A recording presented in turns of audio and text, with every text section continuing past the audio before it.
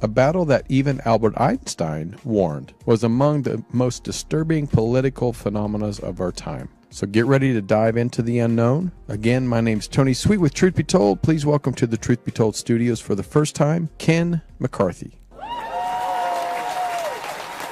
Hey, Ken. Right, love that. I love that greeting. Thank you, guys. Well, I'm excited to have you here. I always loved, past history and past controversies and conspiracy theories, and I always loved that stuff. So I kind of stay away from the modern day conspiracy theories just because you know how things are. But when it comes to JFK and Abraham Lincoln and all these Hitler, I just love it. I love it. So I appreciate people like you that write these amazing books, and as we can see on the screen, it's JFK and his brother RFK, and it's amazing to have you here, and I'm excited to talk about what you've put together for us. Great. Well, and you have the distinction of being the first podcast to cover the book. Really? Well, I feel Yeah, yeah. honored. More will come on board once they get it. I actually have some pretty high level assassination scholars that have privately told me this book's off the charts. One of them gave a Wow. copy to Bobby Kennedy. They haven't come out yet and endorsed it, but they will. And once that happens, this book will get around. So let's start with before even the book itself. You've written some great books in the past, and I'm sure there's more to come. But what started you on this? Because it's not your day job. So how did you get started writing the books about a little controversial? Uh, you know, yeah. So I basically make my money elsewhere, and then blow it on these books You sound like me. But yeah, right. Hey, and it's good. It's all good. It's a good thing to do with one's time. Well, actually, I lived in San Francisco in the 1990s. I was a bona fide internet commercialization pioneer. In fact, I have a book coming out on that subject soon. And San Francisco is the cesspool of American political corruption.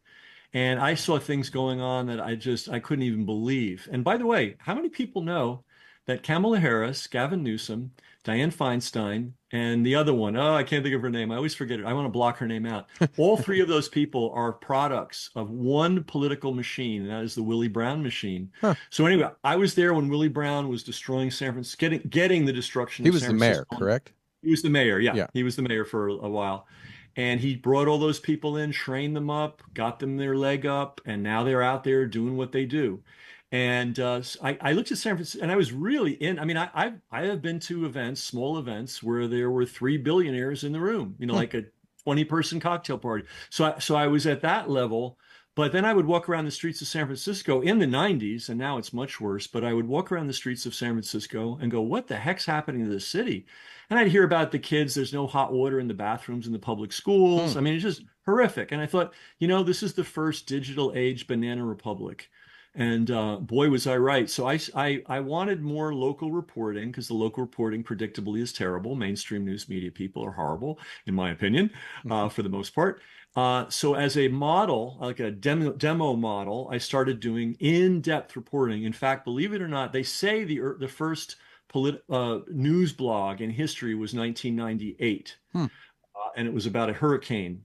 No, the first news blog was 1997, and that was my coverage of the election fraud that Willie Brown engineered in San Francisco to give the 49er owner Edward DeBarlo 250 million free dollars. Wow. So that was my first experience of in-depth journalism. I guess I caught the bug, and now that was 97. I don't know how many years. It's a lot of years later, and I still, just when I think I'm out, they pull me back in.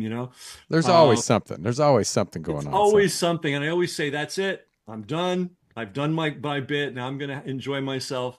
But I apparently I enjoy doing this too, so I do it. But I've got 14 books out there. Two of Wow. them are on marketing because that's my original profession. But the rest of them are on current events. And this book, even though it's history, does have a big impact on what's going on in the world today. Yeah, and I have to say, with everything going on over in Israel and Gaza, that I mean, it does have a connection there too.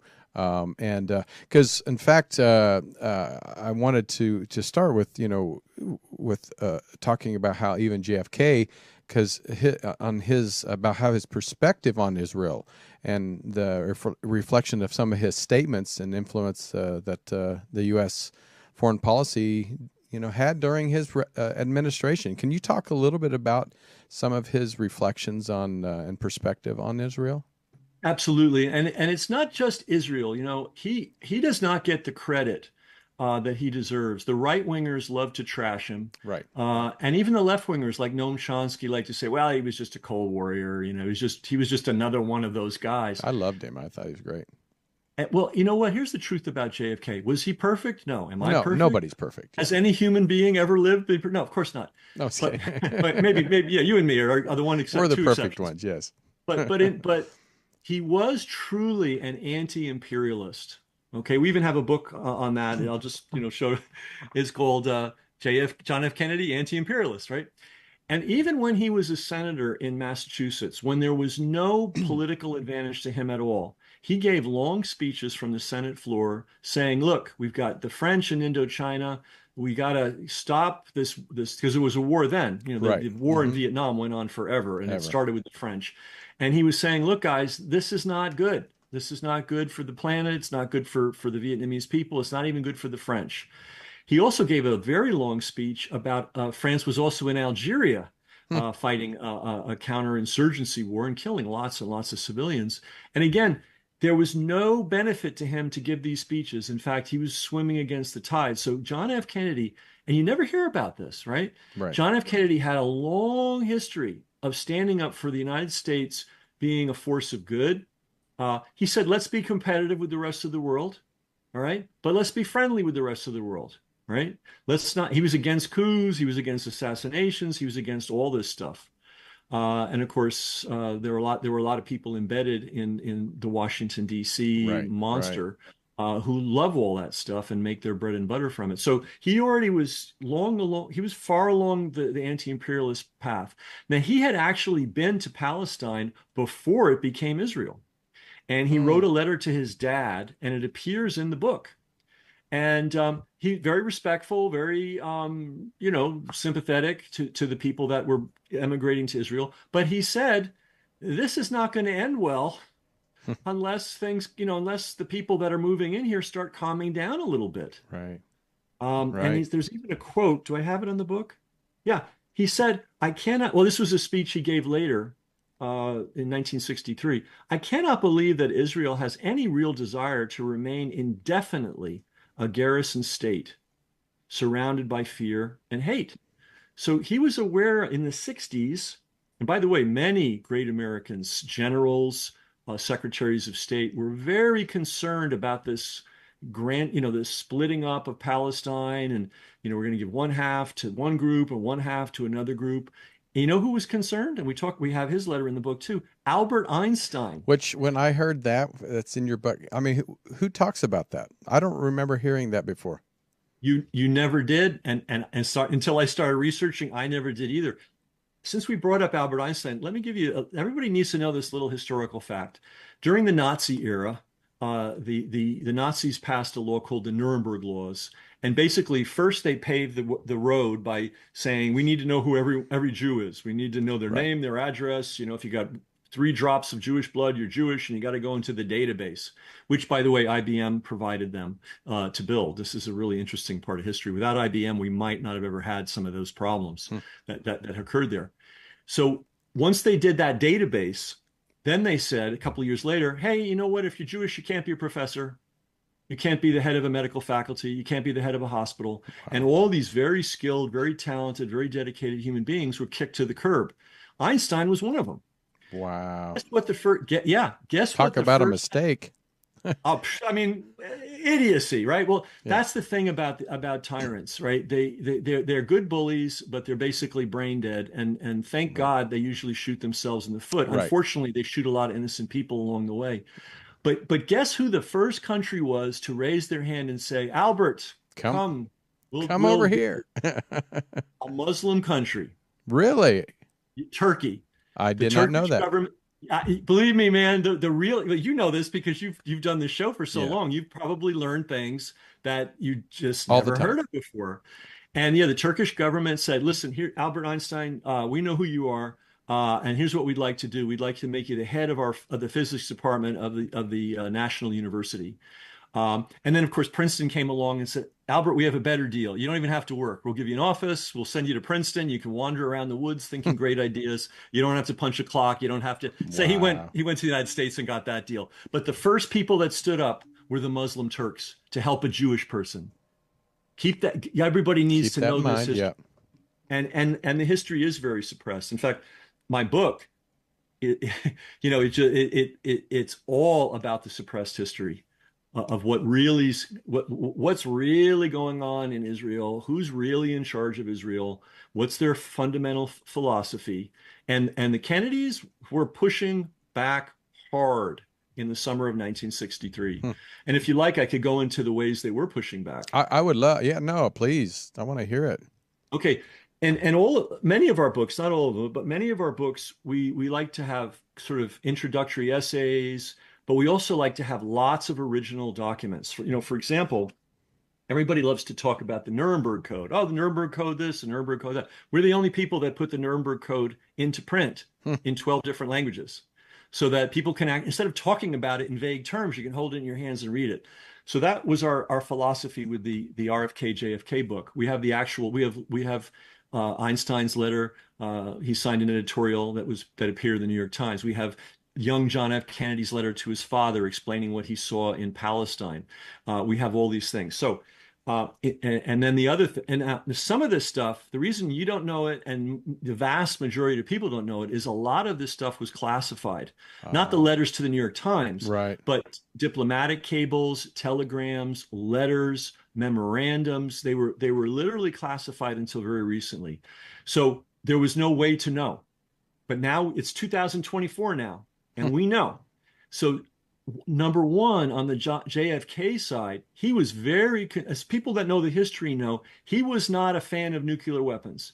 He was against above ground, open air testing of weapons. He actually succeeded in getting a test ban and against testing nuclear weapons in the open air. To him, and he stated this many times in public speeches, he saw that as the first step. First that, now we stop adding weapons. Then the next step is we start dismantling nuclear weapons and get rid of them. Hmm. That was JFK's dream. He stated it. He was working on it. No debate about it, right? Now, Israel did not have nuclear weapons at the time, and they were trying to develop them. And they have a nuclear research facility in the Sinai Peninsula.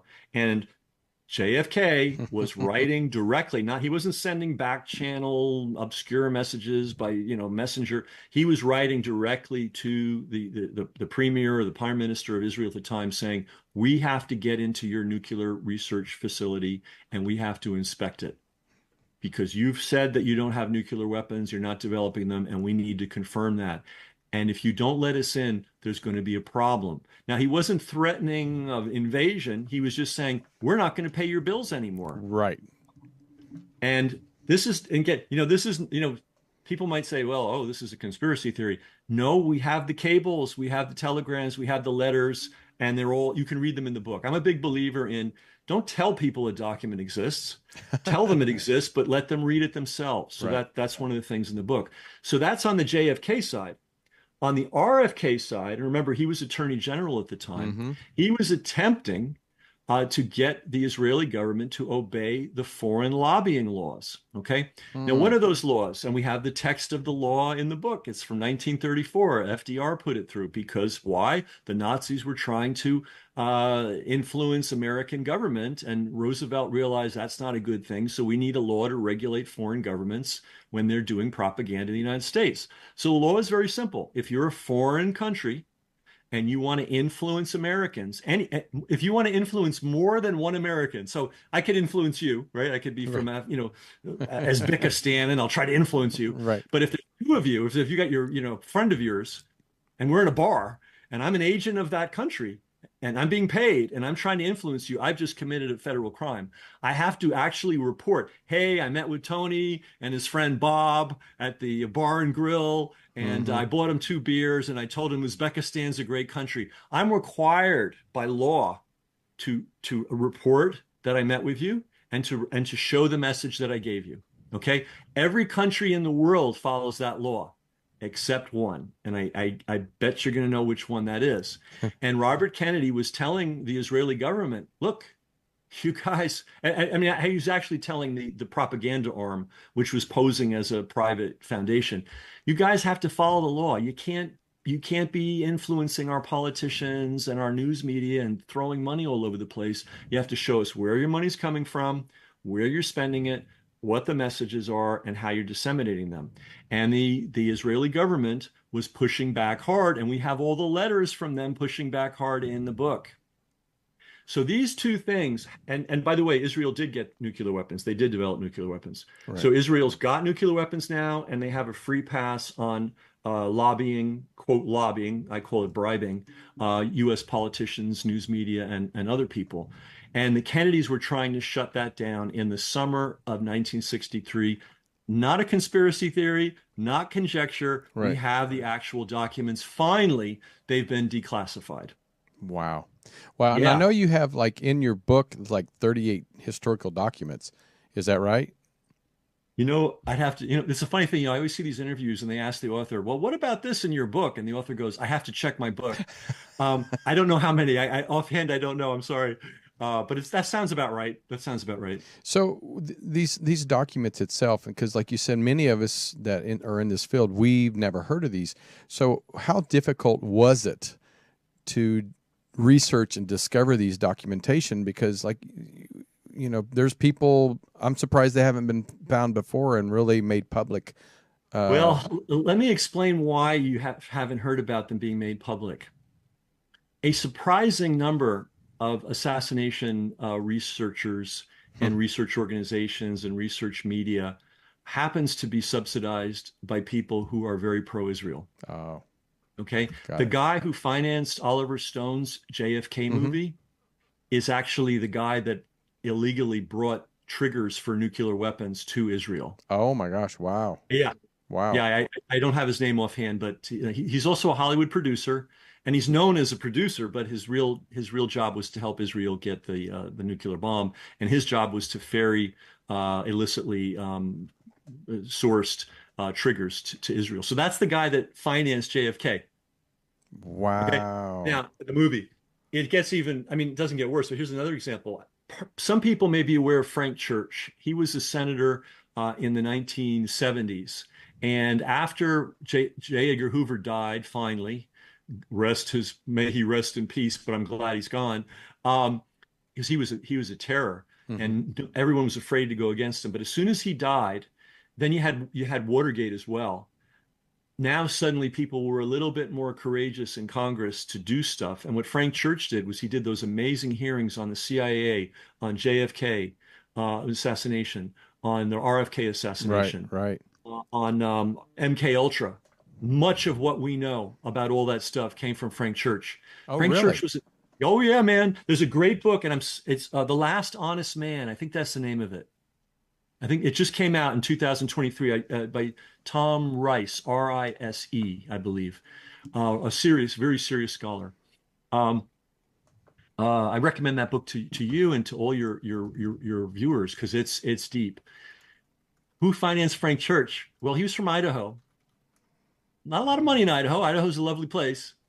All his money came out of Hollywood. All his finance for his campaigns came out of Hollywood. So yeah, there you go. And he was a good guy. I'm not taking anything away from him, but his investigation somehow managed to miss this piece Hmm. of the story. Right.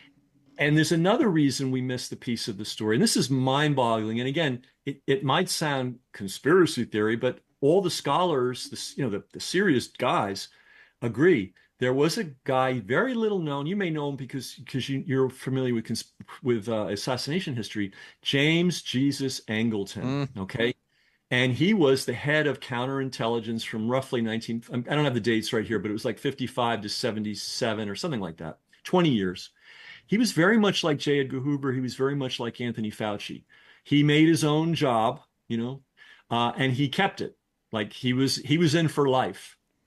There he is. Oh my God. Oh my God. We need to put a cross out there to try to. This was a bad dude. This was a He really looks bad dude. like it too. His eyes look dark. He was. Whew. What can I say about this guy? All right, I can say two things about him. He was the head of counterintelligence, again, from roughly, I'm going to say roughly, I could be wrong on the dates, pardon me, 55 to 77. What is counterintelligence? It's spying on the spies. It's also making sure that your own agency's covert operations are kept secret now and forever. Okay. So Hmm. the counterintelligence head is a very important job. Anybody who's doing anything covert had to run it by Angleton to make sure that it was, the security was in Hmm. place and so on and so forth. So that's number one. Now, by bizarro circumstances, he also happened to be the head of the CIA Israeli desk simultaneously. This is an unprecedented thing in the history of the CIA. Usually people have one job at a time. But not only was he head of counterintelligence all those years, he was also head of the Israeli desk for all those years. Now, what does being head of the Israeli desk mean?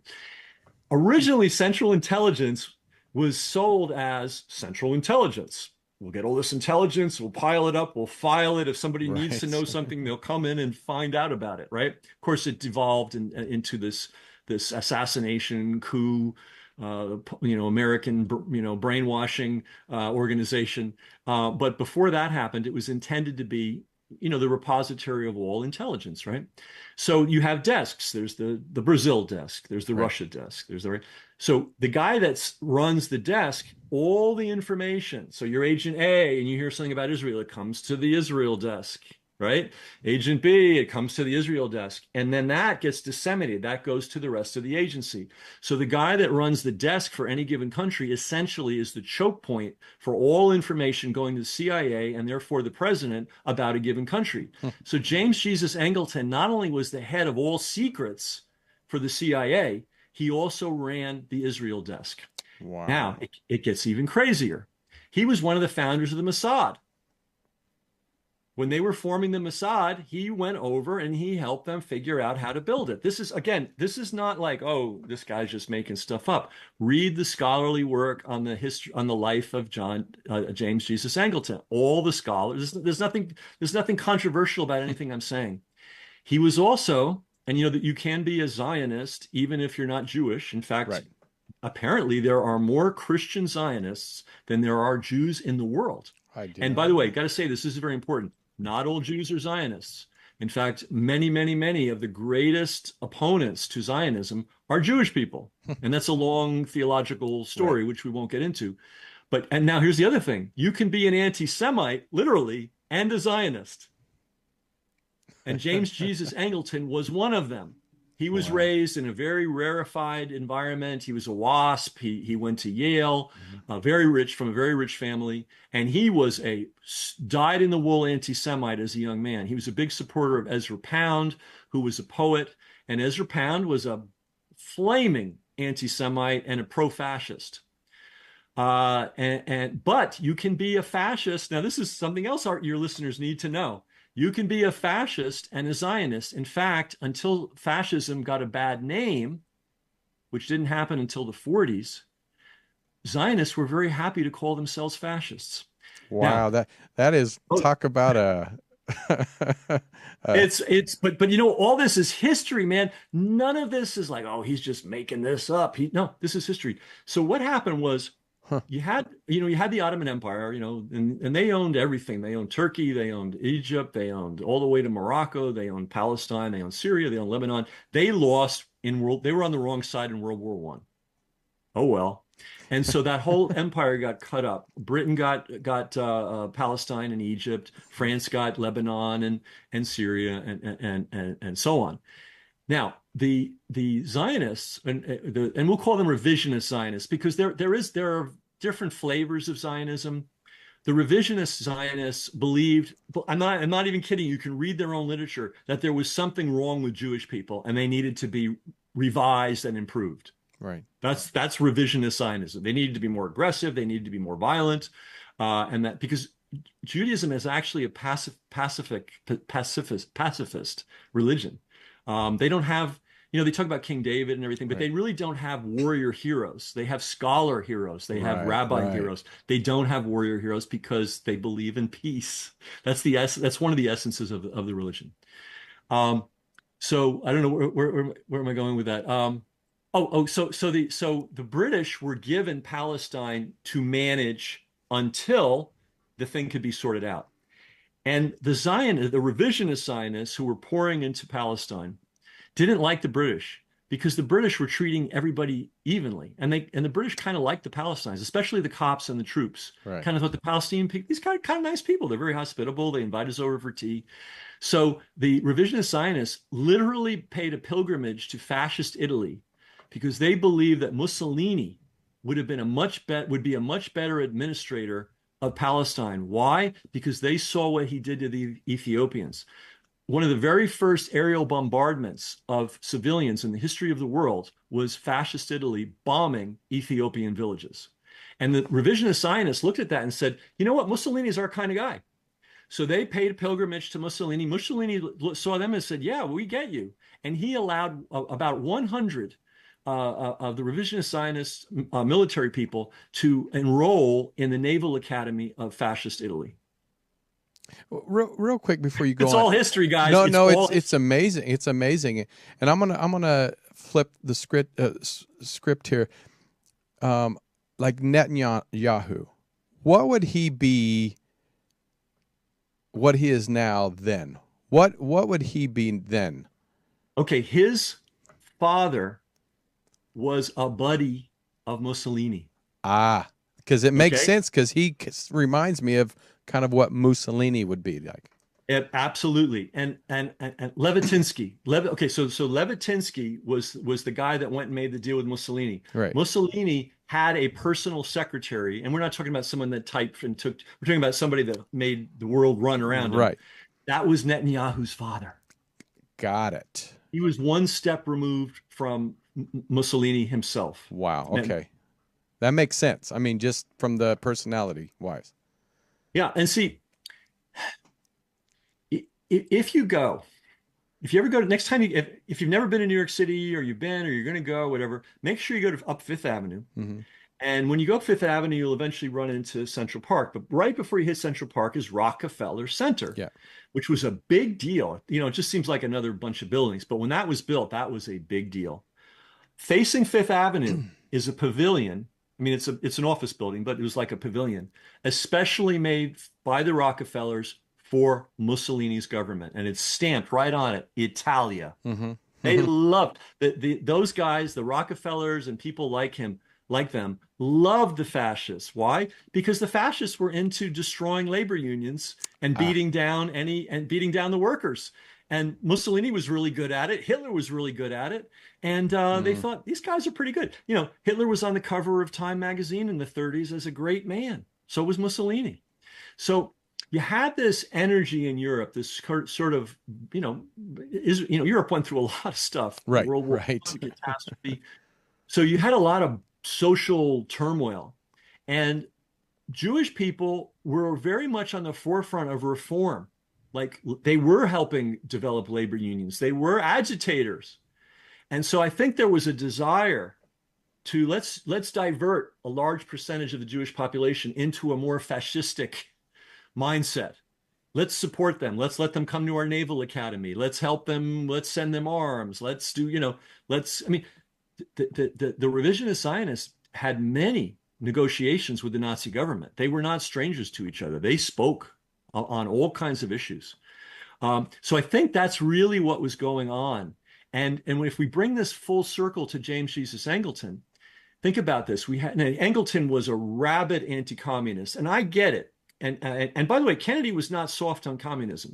We got to make sure that he was. People said he was soft on communism. He was tough with them.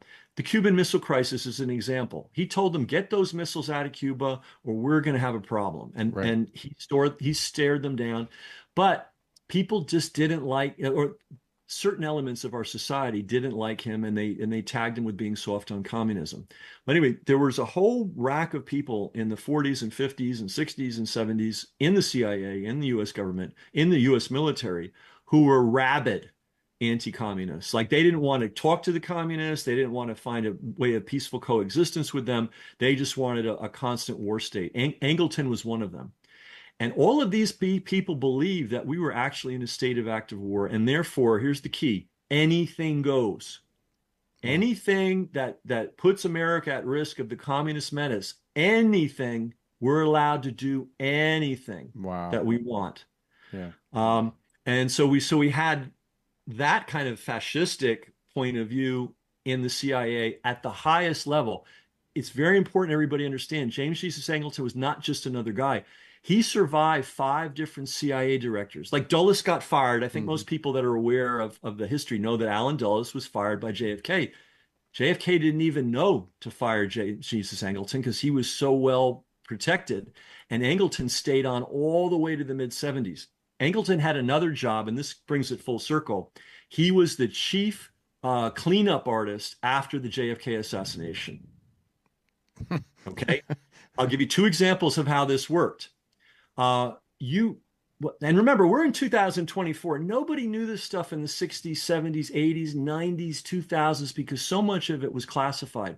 The claim was that, oh, what's his name? Oswald was, lone nut, and Right. now we Right. know the CIA knew exactly who he was. A while ago, we learned that the CIA was reading his mail, right? And only 2 years ago, they let us know who was reading his mail. It was one of James Jesus Angleton's right-hand man whose cover was being a foreign trade lawyer who had offices in Israel, who was visiting Israel monthly. That was the guy that was tasked to track Oswald before the assassination. And they kept that man's name secret more than 10 years after he died. It only came out 2 years ago. So that's one example of the cleanup crew, right? That man was also sent when Marina Oswald was interrogated by the Warren Commission. That man was sent because he spoke Russian to sit in the audience and listen. He wasn't there in official capacity. He was there to make sure she didn't say anything that had to be covered up later. But there's even something worse. The head of the Mexico City CIA chief of Mexico City, there's a technical term, I forget what they call it, installation or office or whatever. He was not 100% on board with the narrative that it was a lone gunman and Right. everything. Right. Because remember, they had said that Oswald went to Mexico City, right? Remember, that's the thing. I He went do to remember. Mexico Yeah. City. Right. This guy knew, station chief for Mexico City. And this guy knew that Oswald didn't go to Mexico City, and that bothered him. Now check this out. This is history, guys. When he died, James Jesus Angleton personally got on a plane, flew to Mexico City, and browbeat his wife and cleaned out that man's entire library, his safe, his personal Wow. papers, the memoir that he was working on, and loaded it on a plane and took it all back to Washington. So James Jesus Angleton was the keeper of all CIA secrets. He was the head of the Israel desk. He was a rabid, crazed anti-communist. Uh, uh, and he apparently, it looks to me like he was and you know what, as head of counterintelligence, he would have been head of the cleanup, keeping all that information under wraps. Right. And he took dramatic steps to make sure it was kept under wraps. Now, there's one last piece to this. Israel did get the atomic weapons. To do that, they needed enriched uranium. And where did they get it? Well, it's pretty much believed now, and this is by the scholars, not the conspiracy theorists, the professors, that they stole it from a nuclear processing plant in Western Pennsylvania. By weird I coincidence, was going only to say, 40 how would they miles. steal it from Pennsylvania all the way over to? Well, okay, the owner of the plant happened to be a Zionist. Got it. Okay. And it is widely believed by serious scholars, and not even in a debatable way, that Angleton actually assisted in the theft and transport of that material. Now, you might ask, if you're a logistics-minded person, you might go, how the heck could they do that? Yeah. Well, you have to remember, Meyer Lansky, if you know the whole organized crime history, he was the real godfather of organized crime. He's the guy that put the organization to organized crime. He was, if you look into it, he was the financier. That means if you're bringing a ship over with 2 tons of heroin, nobody ever asks, well, who bought the heroin? Right. Right. Who chartered the ship? Who paid the guys on the ship? All right, somebody had to front all that money and make all that happen. That was Meyer Lansky. Well, one of the things Meyer Lansky did illegally was ship arms to Israel out of the New York ports with the cooperation of his friends in the Italian mafia who controlled the ports. So Lansky it would have been nothing for them to put this stolen stuff on a truck, send it to the New York ports, put it on a ship, and send it over to Israel. It would have been, they've been doing that. They were doing that for decades with Right. heroin. If you can move heroin, you can move. So 300 kilograms of enriched uranium was stolen over a 20-year period. And it appears, according to the scholars, that Angleton was involved in it. So now think about this. He's the head of counterintelligence. He's the head of the Israel desk. He knows very well that John F. Kennedy is fighting the Israelis on developing nuclear weapons. He's going behind their back and helping stolen enriched uranium end up in Israel. If he had gotten caught, hanging, right? This is a high treason capital offense, Right. no question.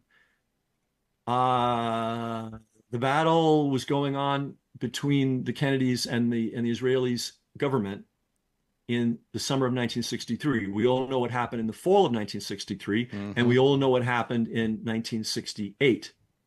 And the little thread that got me started on this research, I was always puzzled that the zombie patsy fall guy for the Robert Kennedy assassination was a Palestinian. Right? Yeah. That's who they picked. And it's in the book, we have headlines. While Kennedy was still alive, he'd been shot in the head, he was in the hospital, he was still alive. They had full-page stories about Sirhan Sirhan, the Palestinian, the anti-Semite, all this stuff. I'm like, really? Where did that come from? Because he wasn't talking to anybody. They found his diary, all these things. And they got that information so fast and put it in the newspaper so fast that Robert Kennedy was still alive. So if you think of and this is in the book, but I'm giving away a lot of secrets in the book, but that's okay. I'm more interested in people knowing this, right? Of course, I'd like you to buy the book because it just gets the word out better. But think of the logistics. You had most people, I think, know Kennedy was shot in the back of the head, right. Robert, and Sirhan Sirhan was in front of him. And this is, again, not conspiracy and theory. It was close, too. It was a close. Right behind the ear. Yeah. Right behind the ear. They stuck the gun up and boom.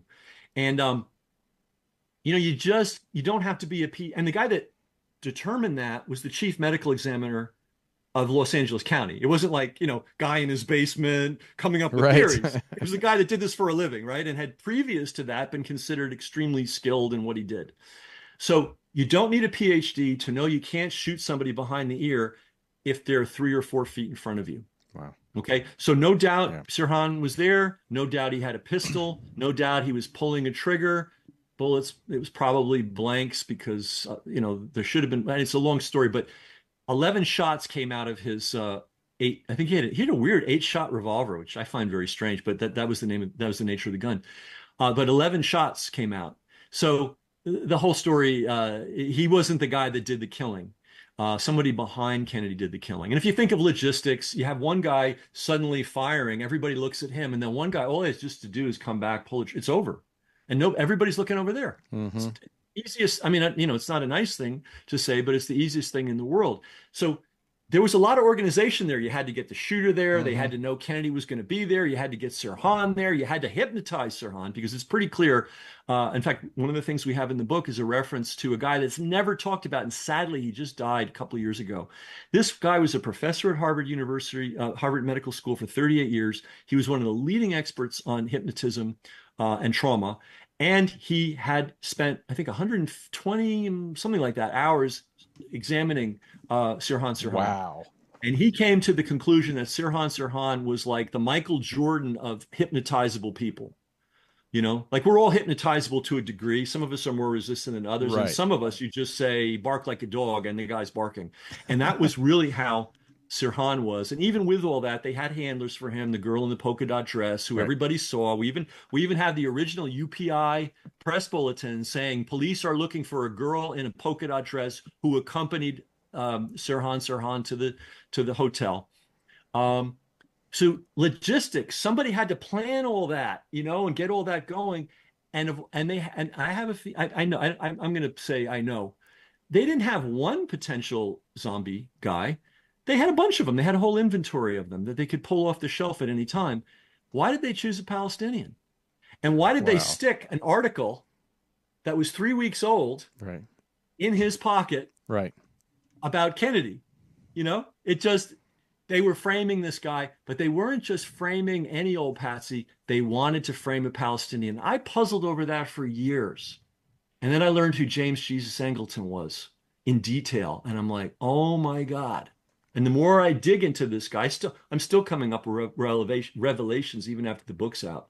But I think everybody's heard it, that you get it. He was the keeper of secrets. He was a rabid anti-communist who believed anything goes. He was the head of the Israel desk. He was apparently helping Israel steal nuclear materials from the United States. He was the cleanup man for the Kennedy assassination.